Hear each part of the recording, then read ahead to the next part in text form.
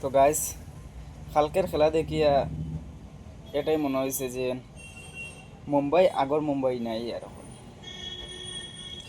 যে মুম্বাই ব্যাটিংও যখন নামতো বা ফিল্ডও যখন যে টিমের লগে খেলা মুম্বাইয়ের থাকতো, এগেনস্ট টিমে কাঁপতো, আজ ও মুম্বাই 195 বানাইয়াও হারতে লাগে।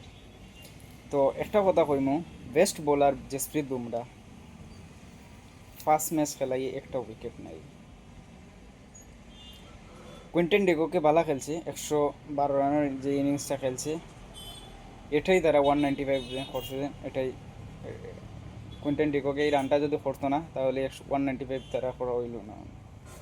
এটা কইয়েন না যে হার্দিক পান্ডিয়ার ক্যাপ্টেন্সিতে মুম্বাই ইন্ডিয়ান্স এরকম হারের। লাগাতার 5টা ম্যাচ খেলছে, 4টা ম্যাচ হারছে, একটা ম্যাচ জিতছে। তো এটা কইয়েন না যে হার্দিক পান্ডিয়ার ক্যাপ্টেন্সিতে আজ মুম্বাই ইন্ডিয়ান্স এরকম হারের। হার্দিক পান্ডিয়ার ক্যাপ্টেন্সিতে সব প্লেয়ারে মন মতো খেলেন না, তারা সবটুকু দিয়া টিমের পারফরমেন্স দিতে পারেন না হার্দিক পান্ডিয়ার ক্যাপ্টেন্সিতে।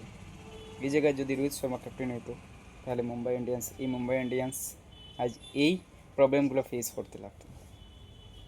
তো এটাই কইমু। আর